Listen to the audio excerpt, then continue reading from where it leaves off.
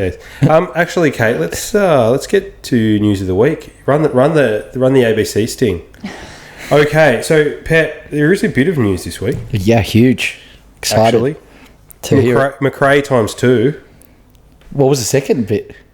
Well, the first one I'll just mention as a by the by, just purely because it's like secondary to the first one. Is that he was approached by Carlton last year. Oh, really? To switch? To I didn't know switch. that. Yeah, to switch. Graham Wright approached him midway through the year, and then when Fly McRae said no, they re-signed Vossi. There you go. That's a bit of a slap in the face for Vossi, though, isn't it? Yes and no, but as Vossi, you're just lucky to have a job. So it's a slap in the face if Voss was doing a good job and didn't have a 38% winning record. But, when you're not doing what you're paid to do, you're going to have other people coming for your job. So, yeah, I think he'd be stoked to still have a role this year. I'm kind of weirded out a little bit by Voss. Like, what, is he good or is he bad? I mean, I guess he's bad. I think he's just average. Because if you look at they've made, 3 final series out of his 6 years there? One of them was on pure momentum where they almost nearly won the flag. Yeah, it's just... I don't think the list is very good, but certainly doesn't get the most out of any of his lists. It's not like they play above themselves. They sort of play to where they are on the list, which means it means you could have a replacement coach. Yeah, which might be slightly better or slightly worse. Yeah. So the other McRae issue was very controversial, Kate, and especially in a season of infidelity, really, is how I would describe it. Yeah, but there hasn't been infidelity for like a couple of months, or at least alleged public infidelity. Yeah, well, there's been the remnants of infidelity and the stench, as you called it. But this is the next public infidelity. And now I will admit that he has publicly denied any of the rumours that came out, which is fair enough, and we take him at his word. But there were rumours flying around about Fly McRae being unfaithful to his second wife, and it became so bad that he had to talk to the playing group about it, just to say, hey guys, there's some stuff floating around about me. It's not true. Keep your mind in the game. Well, like, is that really going to affect the team, though, if there's a rumour about Fly McRae rolling around?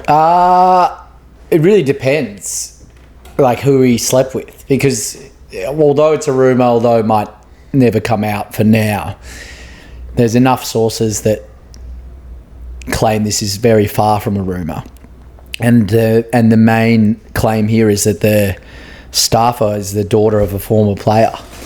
So that's where where there's potential ties into teammates or family of teammates or things like that, then there's an impact potentially to the team. Much younger as well. Yeah, much younger, 22. There are layers to it. I'm always sceptical because this didn't come as...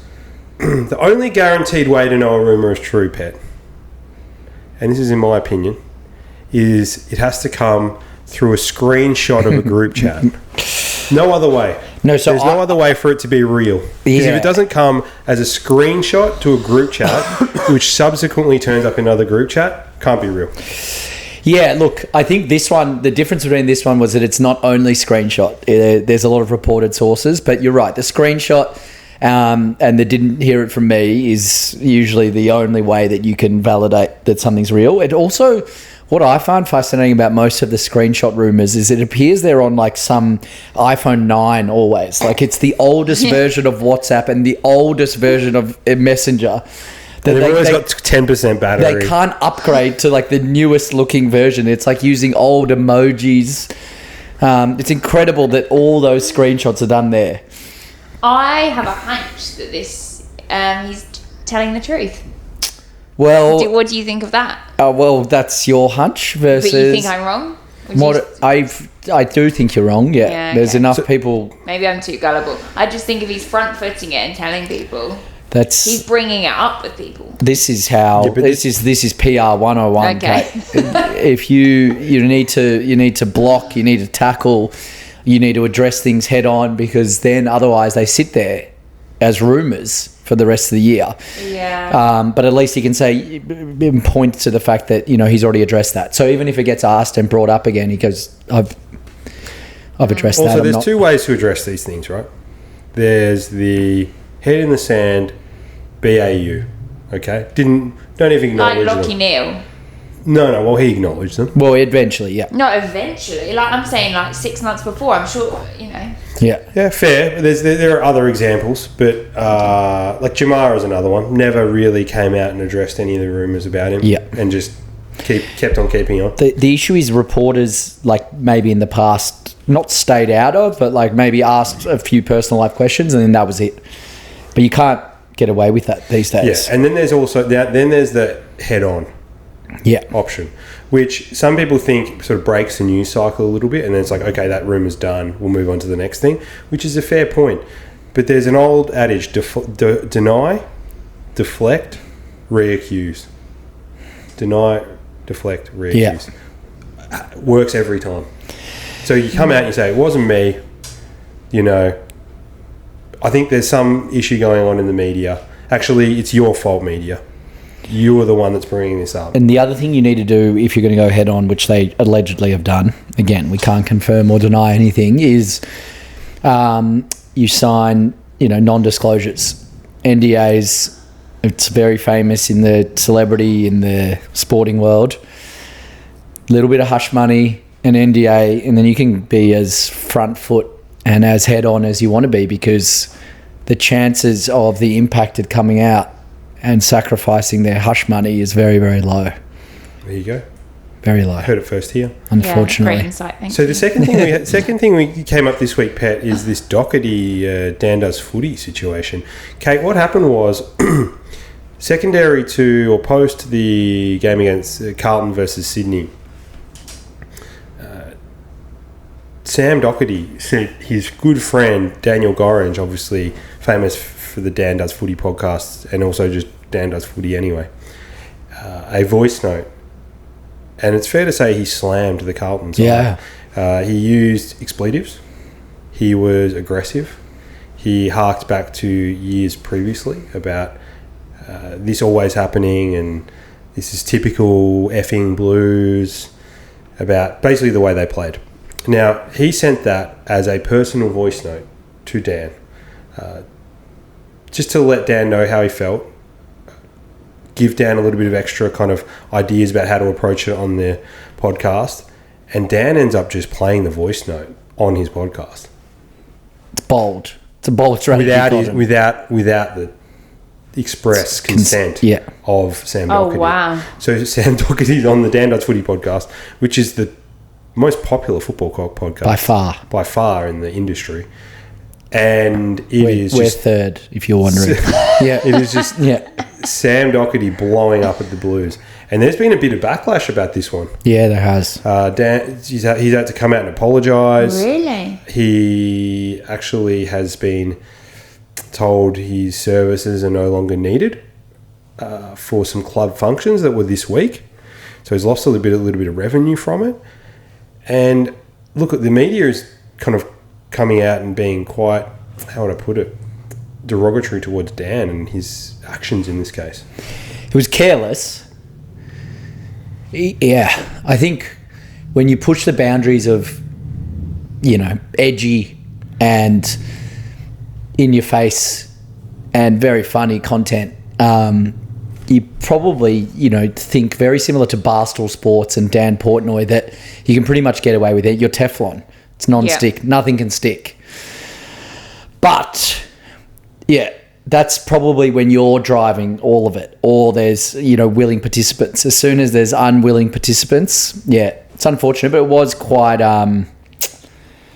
It was probably one of the more unprofessional things to do. I'm sure done, obviously, purely for entertainment purposes, but cooks Sam Doherty a lot. And you never, ever want any of your private WhatsApps being aired unless you're sitting there and you've given the nod. Yeah. That would ruin a lot of people. Do you think he's handled the situation as well as he could have after? I don't know. I don't know how he's handled the situation, Chief. Dan? Yeah. Yeah. He just came out and said he made a mistake. he wasn't super apologetic about it. No. It's one of those kind of empty... Got to do what you got to do. Instagram apologies. I don't think he really means it. I think he's more annoyed at himself that he's probably thrown Sam under the bus rather than done some sort of like egregious journalistic mistake, which is kind of what a lot of people are painting it as. There's a lot of people in traditional media who have been highly critical of Dan on a number of occasions, not just for this. But I also think that there's a lot of people out there who don't want Dan to succeed because they're from traditional media. There is always jealousy. Because they feel... And he is provocative, isn't he? And like, that's his point. I suppose it would be a shame if something like this changed the way he delivered content. I don't think it will. Because that's his whole brand. He just needs to get Sam Doherty a bit of extra cash somehow, and then the whole world will be righted. Yeah, you know, we'll just give him $5,000. Just before we go to the actual games, Pat, the rule changes this year. What did you have you made anything of the rule changes? So, Kate, there's been a few rule changes, nothing too crazy. Last touch out of bounds. They've made some changes to the ruck rule. The last touch out of bounds, I think, has been okay. It's been okay because it's pointless because most of the touches have been completely impossible. Like it hasn't been a clear possession prior, so they haven't actually awarded the free kick that often. So largely, I guess you could say the rule's been okay, but why is it there in the first place? Is still when there was no serious problem there. But again, hasn't had that big an impact. But I think the ruck rules, look, it's okay. Like the scoring in the first 3 games or whatever of the round was quite a bit up. Yeah, small sample size. Sample size. I think if Collingwood St Kilda went well over, I think there would have been a bit of uproar about just how impactful the rule changes have been. But overall, I don't think they were too bad considering.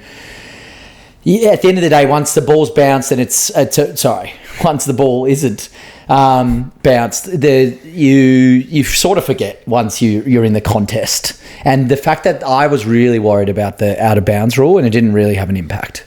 Yeah, same. I was actually concerned about how it would go, but I think it's been largely very... They're afraid to make a call, which is great. Yeah, that's what you want. But also, I think what it's actually done is it's given the umpires the ability to just pay the deliberates because it's not deliberate anymore. It's just last touch. So it's actually taken a lot of pressure off the umpires because I think there were some that didn't really understand the insufficient intent. Yes, and now they probably do. Yeah, I think that's fair. So it might end up being like one of those really dumb moments that end up working for the AFL. Yeah, the ruck rule... I mean, it seems like the centre bounce is working a little bit better than what it was, as in they're clearer. Yeah, clearances. But how much do you change the rules though? Like there is in every sport, there is just a bit of tradition, and this is how it's done. It's not efficient. It's not pretty, but like this is the sport. That was the rules of the sport as it was made. I don't think we've gone there yet, but like that's the worry with all of these changes as well. Is how far away do you get from the original version? I've said this from day dot. At what point do you're actually changing the very fabric of the... Well, that's it. And so, because if you get away with this, then you get away with that, then you get away with this, and you're like, oh, we've only done 30 minor rule changes, but you're watching a different sport. Potentially. Big time. So, still not there yet, but let's hope I'm looking forward to the spate of PCL injuries. Yes. Mid-year because of the rucks just jumping into each other. Yeah. Thanks for watching From the Outer Podcast. If you could like and subscribe, it helps us a lot to continue to create all of this amazing content that you know and love. See you next time.